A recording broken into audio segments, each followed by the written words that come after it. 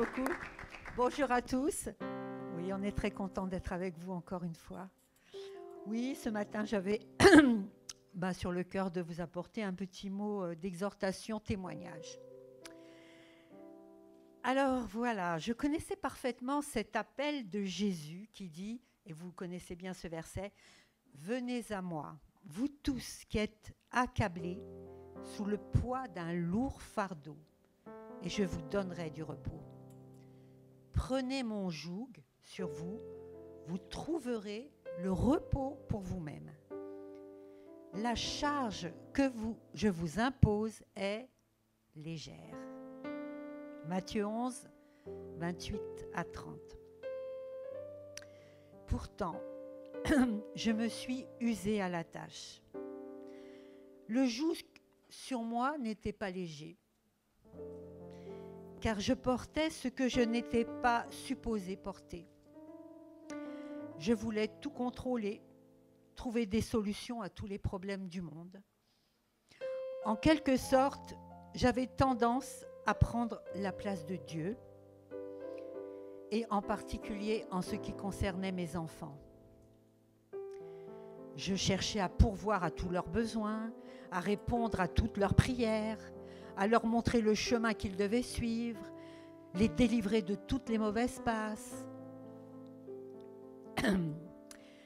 Et les aléas de la vie m'ont forcé à lâcher prise et à m'abandonner à Dieu. Un jour, c'est comme si Dieu me disait « ça suffit ». En anglais, on dirait « hands off », ne touche plus à rien, laisse-moi faire. Il me fallait remettre les manettes au Tout-Puissant et laisser Dieu être Dieu. Alors, je vais vous donner quelques exemples. J'en ai eu beaucoup, mais nous venions de vivre un tremblement de terre aux États-Unis, à Los Angeles, où on habitait à l'époque. Et rempli d'anxiété, je ne pouvais fermer les yeux. Et la nuit, je cherchais à veiller sur ma progéniture.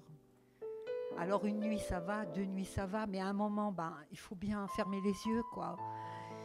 Et je me suis dit, il faut que je lâche prise. Et alors à ce moment-là, j'ai proclamé ce verset du psaume 121, versets 3 et 5. « Ton gardien ne dormira pas. L'Éternel est à ton côté, comme une ombre qui te protège. » C'était lui qui veillait sur nous, qui veillait sur mes enfants, et je pouvais me permettre de fermer les yeux et de dormir. De toute façon, Jésus nous dit, qui de vous, à force d'inquiétude, peut prolonger son existence, ne serait-ce que de quelques instants. Matthieu 6, 27. Un autre témoignage. Quand mon fils Timothée a plongé dans la drogue, et je me suis débattue comme une lionne, mais jusqu'à l'effondrement émotionnel. Donc j'ai fait une grosse dépression. Ce géant, le géant de la drogue, était trop grand pour moi. Et à un moment donné, j'étais à bout de ressources et j'ai demandé à Dieu de prendre le relais éducatif de notre fils. Et j'ai dit ce que Asaph disait dans le psaume 80, versets 15 et 16. J'ai dit, Seigneur, occupe-toi de cette vigne, toi-même. Viens protéger ce que tu as planté toi-même, ce rejeton que tu as fait grandir pour toi. Dans le sens, c'est toi qui l'as voulu, cet enfant, surtout que c'était un bébé surprise. Il l'a planté en moi et maintenant, fais-le grandir parce que je n'y arrive plus. Viens le protéger. Timothée a échoué à ses études secondaires. Il n'a même pas eu son BEPC qu'on disait, enfin, voilà. Il est sorti du système éducatif, il n'avait même pas 16 ans. Mais Dieu ne nous a pas abandonnés. Il a ouvert des portes pour des écoles de disciples en Angleterre et aux États-Unis. Il est même allé en Amérique centrale. Et là, Dieu l'a délivré de ses addictions et il a reconsacré sa vie à Jésus.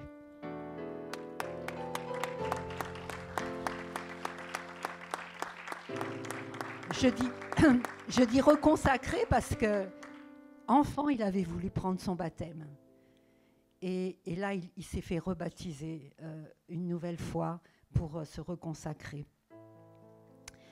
Et donc, il revient en France, donc il parle couramment anglais et espagnol. Il n'a toujours pas fait d'études, hein, nous en sommes là.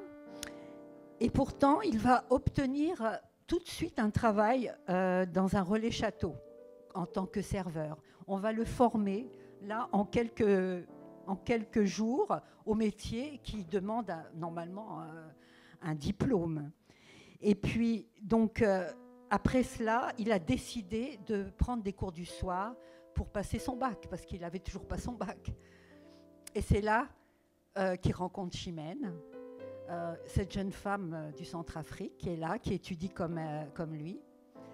Et pour lui faire la cour, vous savez comment il l'a abordé la première fois?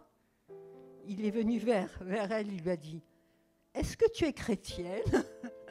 Dans le sens que si ce n'était pas le cas, je passe à autre chose. Mais elle était chrétienne. Et ils se sont mariés dans l'espace de 7 mois.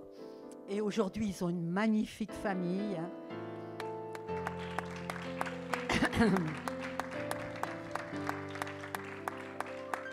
Pour dire qu'on peut être mal parti, mais le Seigneur y veille. Hein. Et puis, il a poursuivi sa formation professionnelle, vous savez, comme on offre une fois qu'on est sorti du système scolaire. Et il a obtenu une licence en informatique. Donc, Dieu a bien pris soin de sa vigne. Un autre témoignage, et le dernier, je voudrais parler de Laetitia, notre fille qui a 12 ans, a manifesté son désir d'assister à une convention missionnaire en Côte d'Ivoire. Elle avait l'âme de missionnaire depuis l'enfance, hein, un appel à vouloir servir Dieu, et je me suis dit, mais pourquoi pas, mais vraiment, nous aurions voulu lui payer ce voyage, mais bon, pour ceux qui nous connaissent à l'époque, on n'était pas du tout riches.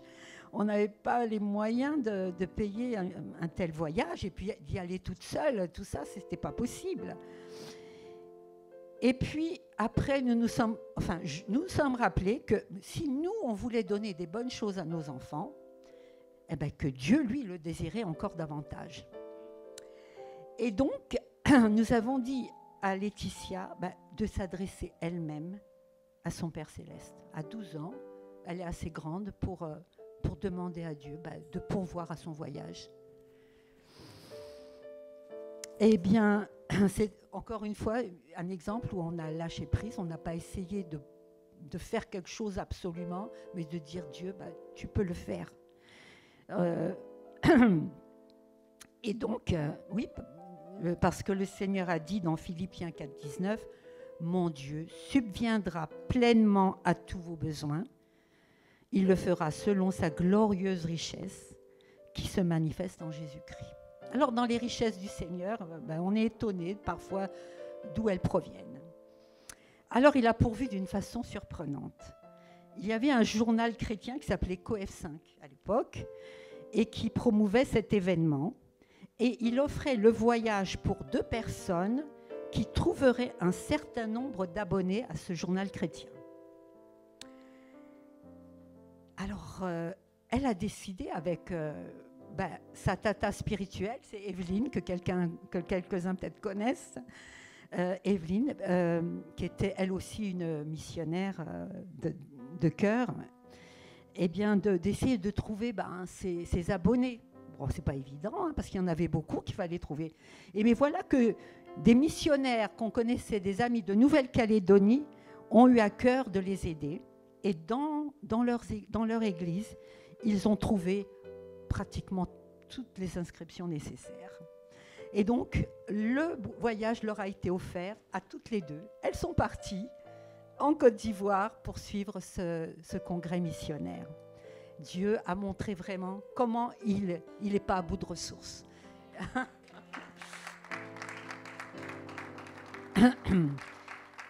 Et cette expérience de foi a constitué une fondation solide pour son futur ministère.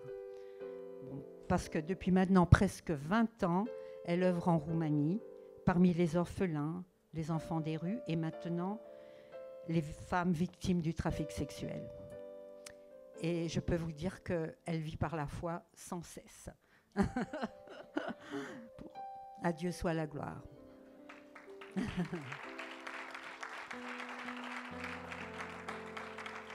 Alors, aujourd'hui, je me dis que peut-être il y a une personne qui, parmi nous qui est fatiguée par tous les défis qui sont les siens, les responsabilités qui reposent sur leurs épaules, pour ses épaules. Cette personne, elle prie encore, elle fait tout ce qu'elle peut, et peut-être qu'elle a aussi besoin de pratiquer l'abandon. Je te remets tout, Seigneur. Parce que la parole de Dieu nous dit, dans nos prières, ne rabâchez pas des tas de paroles à la manière des païens. Ils s'imaginent qu'à force de paroles, on les entendra. C'est vrai que des fois, on prie, et on dit, alors Seigneur, qu'est-ce qui se passe? Des fois, le Seigneur nous dit, c'est bon, j'ai entendu. Et puis, il y a ce verset dans 1 Pierre 5,7 qui dit, déchargez-vous sur lui de tous vos soucis, car lui-même prend soin de vous. 1 Pierre 5,7. Donc, il y a un moment, on a prié, on a fait tout ce qu'on a pu avec l'aide du Seigneur. Et puis, à un moment, le Seigneur nous dit, pose tout, et je prends tout en main. Alors, c'est vrai que souvent on chante, enfin à l'époque on chantait « Entre tes mains j'abandonne tout ce que j'appelle mien ». Je ne sais pas si vous connaissez ce vieux chant. « Ne permets à personne, Seigneur, d'en reprendre rien. Oui, prends tout, Seigneur ». Et vraiment, des fois on le chante, mais est-ce qu'on le fait vraiment? C'est ça la question. Alors pour terminer, je voudrais prier avec vous. Seigneur, je viens à toi car je suis épuisée à vouloir tout gérer par moi-même. Je ne veux plus essayer de prendre ta place. Merci pour ton repos. C'est toi qui es Dieu et tu fais ce que tu veux, avec moi ou sans moi. Tes plans sont merveilleux, alors je te fais confiance. Au nom de Jésus. Amen.